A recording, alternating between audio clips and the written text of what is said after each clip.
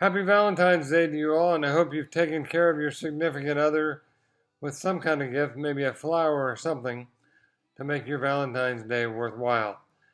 I want to talk to you briefly about something that I get calls about following my early retirement from my job.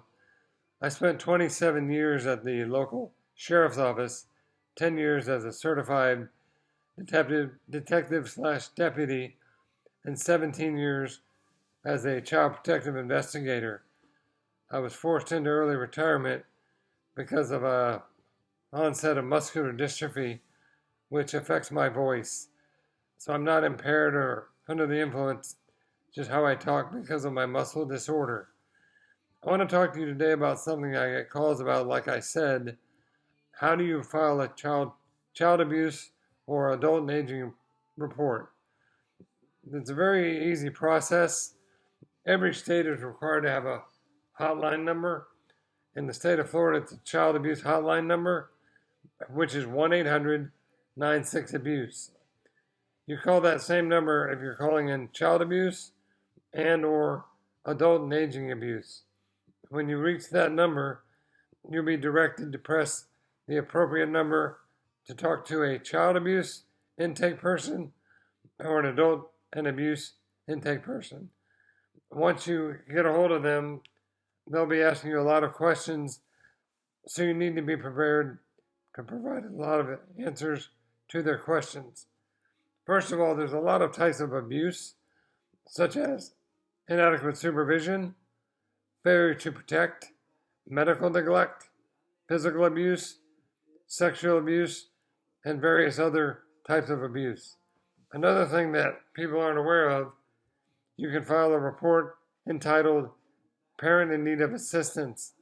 Basically, that's something that people are hesitant to use because of the words of abuse in the phone number, but sometimes that would be a good resource if you're struggling to provide for the basic needs of your children.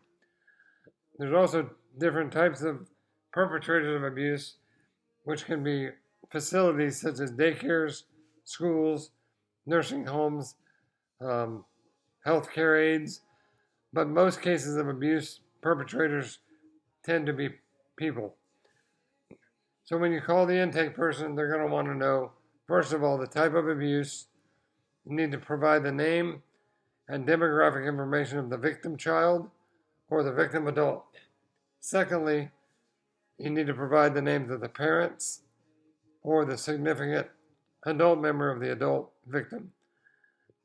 Demographic information includes dates of birth, social security numbers if you have them, and the address of the location of the victim.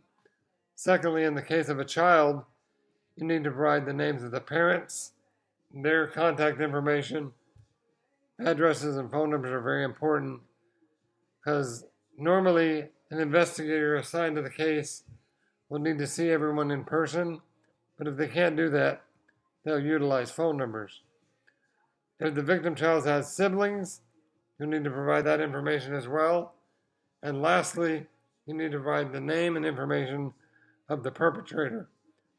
That's crucial because you need to investigate and interview the perpetrator who's responsible for the alleged abuse. There are two types of responses in abuse cases. There's an immediate response and a 24-hour response.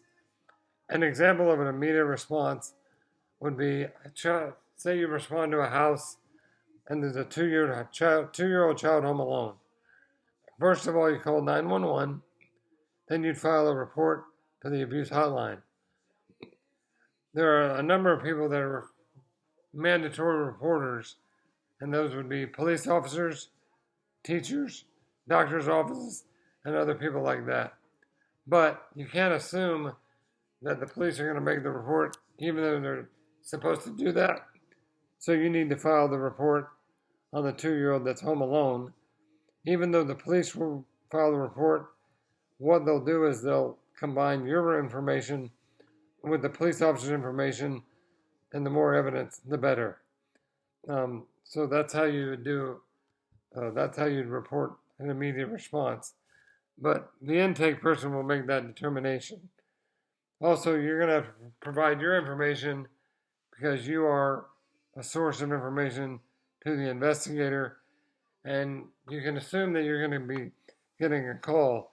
A lot of times, when I would call reporters, they wouldn't want to be involved, yet they would follow the report. So if they're really concerned about somebody, they're going to want to talk to you. So you need to be willing to talk to the investigator. And also make sure your report is valid and a serious issue. There were times in the past where I'd get calls of abuse for a child having a dirty backpack. That's not abuse. That's just something that you handle at the school level. Don't call something that's so silly like that. Make sure it's legitimate abuse or neglect. And also, don't call reports if you're mad at somebody or if you have an ex that you're mad at and you want to get back at them by calling an abuse report, because that's illegal and you can be prosecuted for filing a false police report. So that's it in a nutshell. Hope this helps you out. If you have any questions, leave a comment in the video. Take care. Bye.